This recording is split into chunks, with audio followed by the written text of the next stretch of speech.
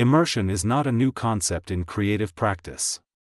Long before the advent of digital technology, artists and societies across history sought to envelop their audiences in rich, multisensory environments. Whether through vast cave murals, architectural illusions, theatrical dioramas, or mirrored installations, the desire to create emotional, spatial, and transformative experiences has remained constant. This chapter explores how the creative impulse to build immersive worlds has evolved over time, from analog environments rooted in storytelling and ritual, to today's cutting-edge AR, VR, and XR installations. By examining key historical and contemporary examples, we'll see how the foundations of immersion are deeply embedded in the creative disciplines, and how XR is simply the latest evolution of this long-standing tradition. Objectives. In this chapter, we aim to understand the historical context and current applications of immersive tools in creative disciplines. By the end of this section, you will be able to describe the historical development of immersive experiences in art and design, from ancient to modern times. Identify key artists and works that have contributed to the evolution of immersive environments. Explain how traditional immersive practices have influenced contemporary XR applications. Evaluate examples of XR in creative disciplines and their impact on audience engagement and artistic expression. The origins of immersive storytelling in art can be traced back tens of thousands of years to prehistoric cave paintings found across the globe. These early artworks transformed natural spaces into storytelling environments.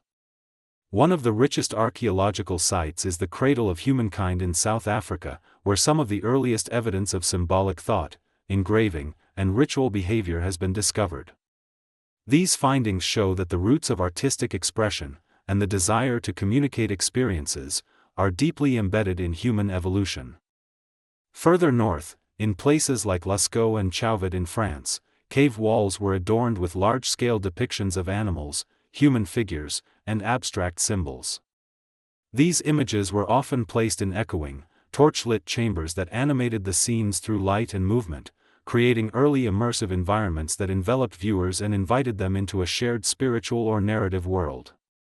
These caves weren't just decorated spaces, they were multisensory environments, used for ritual, community, and reflection. In many ways, they represent humanity's first virtual worlds, constructed not with technology, but with imagination, light, and space. The impulse to surround ourselves with symbolic environments began here, and it continues today through AR, VR, and XR technologies.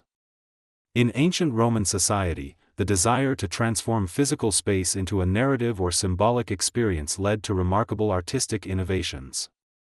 One of the most compelling examples is found in the preserved ruins of Pompeii around 60 BC, where life-size, 360-degree wall murals adorned the interiors of private homes, villas, and public spaces. These murals, particularly those in the so-called Villa of the Mysteries, are more than just decoration, they are immersive environments designed to transport the viewer into another time, place, or state of mind. Using advanced techniques like perspective, foreshortening, and architectural trompe-l'oeil, Roman artists created convincing illusions of vast gardens, open courtyards, or mythological scenes that appeared to continue beyond the actual walls. The intention was not only to display wealth or sophistication but to immerse guests in alternative realities, making them participants in the visual narrative. Imagine dining in a room where every wall opens onto a painted landscape, or reclining on a couch surrounded by a ceremonial procession of life-size figures engaged in ancient rituals. These 360-degree experiences functioned much like the virtual environments of today's VR installations. They altered perception, encouraged emotional engagement, and blended art with architecture. While entirely analog, these muraled rooms reflected the same goals we pursue in XR today: to surround the user with meaningful imagery, to create a sense of presence, and to expand reality through art. Pompeii's murals reveal that the desire to step beyond the bounds of physical space through visual storytelling is timeless, and that immersive design has always played a central role in human creativity. In 1822, Louis Daguerre, best known for his contributions to early photography, and Charles Marie Boutin introduced a revolutionary form of entertainment, the diorama. Unlike the miniature display models we associate with the term today, their diorama was a large-scale theatrical experience housed in a purpose-built venue in Paris. Audiences would enter a specially designed building and sit in a darkened auditorium. The viewing platform itself rotated slowly to reveal massive, painted scenes, some as large as 22 meters wide, mounted on translucent materials like linen. What made the diorama unique was its use of controlled lighting effects, both natural and artificial, projected from behind and in front of the canvas. This made it possible to simulate the changing of weather, time of day, or mood, clouds passing, candles flickering, even buildings catching fire, all without any motion in the painting itself. Viewers remained seated, passive but fully absorbed, as the scene seemed to come alive through light and shadow. These immersive effects produced a kind of optical illusion that created an early form of environmental storytelling, one that combined art, architecture, and emerging technology. Daguerre and Bouton's diorama was one of the first public art experiences to intentionally manipulate time and perception to immerse an audience, laying conceptual groundwork for how XR designers today craft experiences using light, perspective, and layered environments. The diorama represents a key step in the historical evolution from static visual art to immersive media, showing that long before digital screens, artists were already imagining ways to expand the canvas into space and time. Since the 1960s, Yayoi Kusama has been creating radically immersive installations that blur the line between reality, illusion, and psychological experience. Her most iconic works, known as the Infinity Mirror Rooms, use mirrors, light, color, and repetition to construct environments that appear to stretch endlessly in all directions. In these rooms, viewers step into enclosed spaces where walls, floors, and ceilings are lined with mirrors. Suspended lights, polka-dotted objects, or soft sculptures seem to replicate infinitely, creating a disorienting yet hypnotic environment. Although compact in physical size, these spaces offer a vast perceptual experience, making the viewer feel as though they are floating in a limitless void or galaxy. What makes Kusama's installations particularly significant in the context of XR is how they redefine the role of the viewer. The individual becomes both participant and subject, their presence activates the space, and their reflection becomes part of the artwork. This mirrors many XR environments, where the user's body and movement are integral to the experience itself. Additionally, the Infinity Rooms are designed for short, time-limited interactions, often due to high demand and limited space, yet even these brief encounters leave a lasting emotional and sensory impact. This speaks to the power of immersive environments to affect mood, memory, and perception, even in short bursts, something XR artists and designers continually strive to harness. Kusama's work is not digital, but it is undeniably immersive.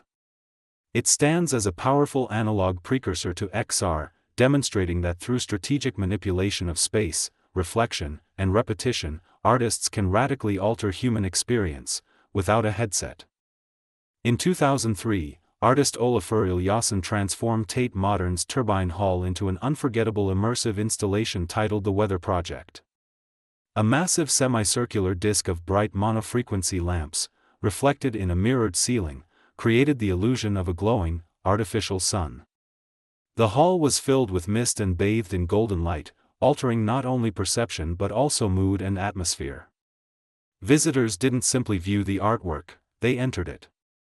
Many lay on the floor, interacting with their reflections overhead, becoming active participants in the experience.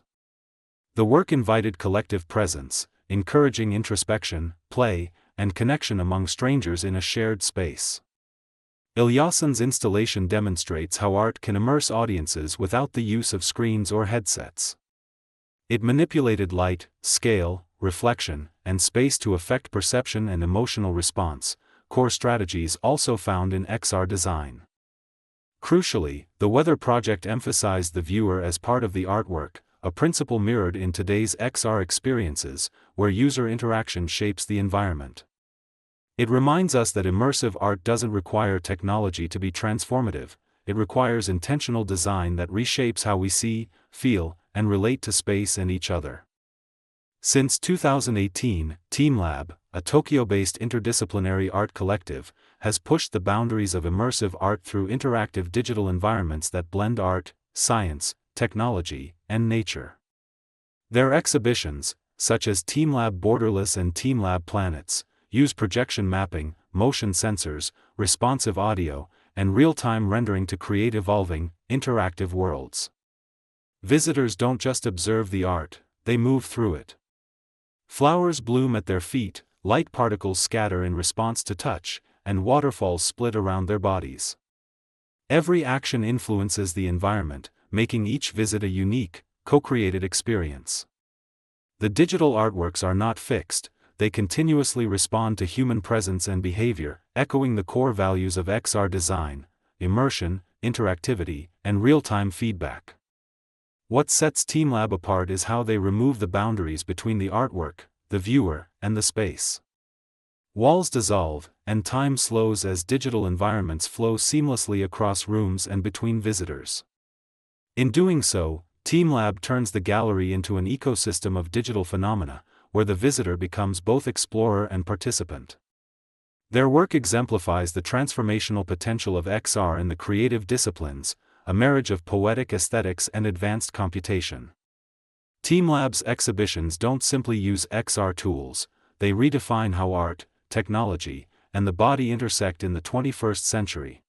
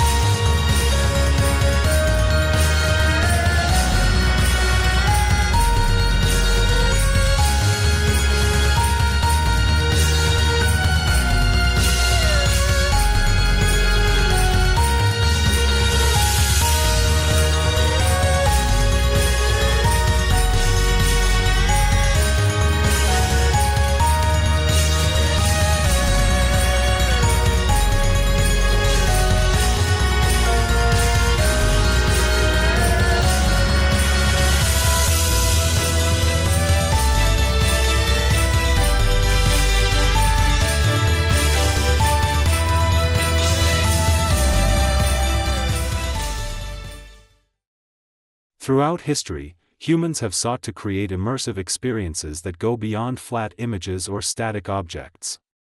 From the symbolic cave paintings of prehistoric South Africa to the illusionistic murals of Pompeii, and from 19th-century dioramas to the experiential environments of Kusama and Ilyasin, artists have always pushed the boundaries of perception, space, and storytelling. With the rise of digital technologies, XR tools have amplified this impulse, enabling artists and designers to construct environments that respond to the viewer, evolve in real time, and engage multiple senses. Whether through the interactive landscapes of TeamLab or the emotional worlds of Van Gogh's immersive exhibitions, today's creative disciplines are embracing XR as a natural evolution of humanity's immersive instincts. This chapter has shown that XR is not just a technological novelty, it is part of a long lineage of creative expression that seeks to dissolve the boundary between the artwork and the audience.